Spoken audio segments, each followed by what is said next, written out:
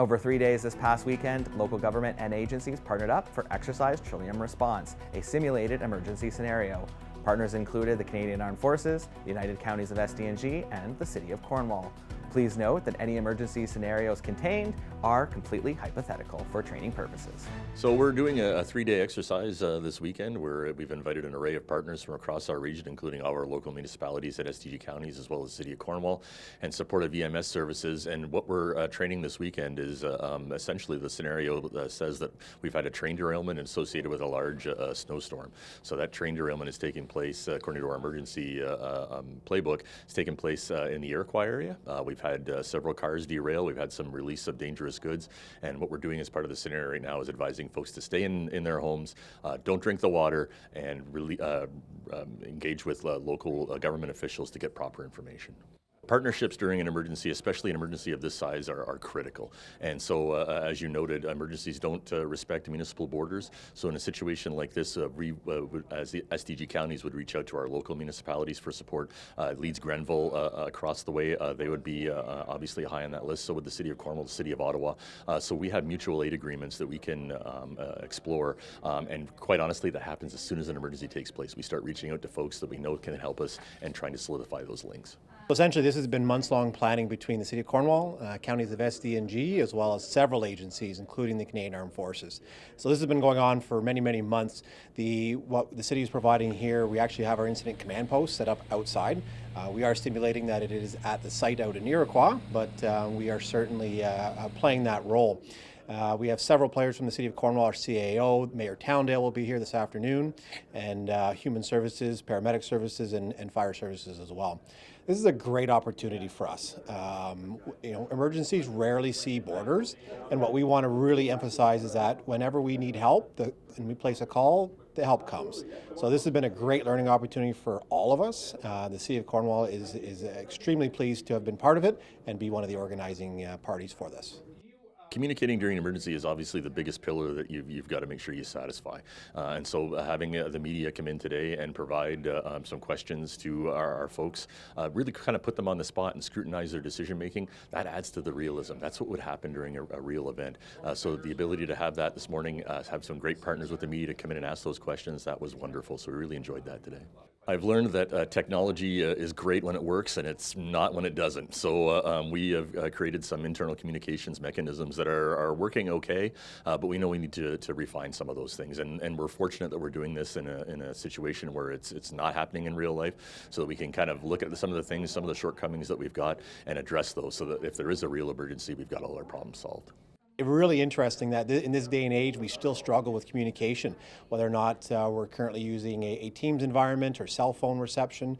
We are simulating phone calls between our incident command post and our emergency operations center upstairs, and we were having, they couldn't hear each other in actual real life. So it was really how do we now communicate that information back, and how do we use technology to assist in an emergency situation, and then just the relationship building between all the entities, making sure that all of our plans are symbiotic and they work with each other versus against each other as well. Every municipality in Ontario has to conduct emergency exercises. We do a lot of this planning in the background. We're kind of like insurance. Hopefully we never have to be used, but emergency management works 365 days a year. We work on contingency planning with city departments.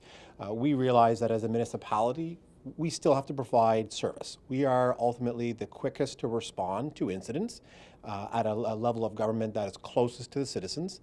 And the amount of preparation that goes on with emergency management, building contingency plans, building redundancies. And I also have to give a plug for public education. The best thing that individuals can do is be prepared themselves. So making sure that you are prepared for 72 hours should an incident happen. This could be a fire, it could be a flood, power outage. The municipality will be there to help, but we can't get to everybody, 50,000 people all at once. So I really encourage everyone to have an emergency kit, making sure that they have what they need. Can be backup supply of lights and non-perishable food items. This day and age, charging devices is always a good thing to have as well. So certainly we encourage the residents of Cornwall to be prepared. And if there's any questions, check out our website and lots of good information there as well. Exercise Trillium Venture or Trillium series. We're really focused on Canadian deployment and ability to support the local government, support the local community, and be able to respond to any emergency that they may have when the local authorities are stretched thin or resources are a bit tighter. My role in here is as a CBRN, or a Chemical, Biological, Radiological, Nuclear Duty Officer.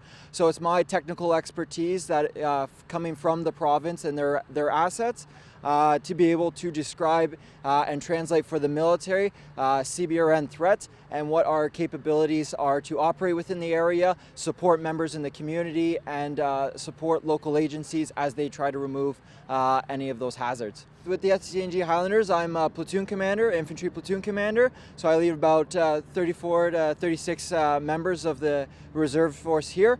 And we train for scenarios, whether that be with infantry deployments and for warfighting exercises and operations, to domestic operations like we're doing here today. So it goes into a lot of planning, a lot of preparation for this. Part of my role as well as full-time at the brigade headquarters is I help plan and deal with these types of exercises. So it's a lot of effort, a lot of team effort, collaborative effort for a lot of different organizations and members of the forces. And then, like you can see around here, a lot of members coming out supporting, not only from this local regiment in this area to stand something like this up to show our capabilities, but as well for members across the brigade, from all the way from Sault Ste. Marie and North Bay and Timmins, all the way local home here in Cornwall. The Canadian Forces, regardless of the scenario, we always stand proud, ready to maintain our operational capabilities and deal with any threats or emergencies, and being that domestic like this, like weather. And so being able to train like this, be able to conduct our training, set something up like this, prove our capabilities, especially with the local government and their expertise and technical knowledge, to be able to come up to these exercises, import that knowledge, see where some limitations may be, see where we're really effective at, and produce something that we can really serve Canadians, really serve our local communities here, because just as it is their homes and their communities, so is ours, right?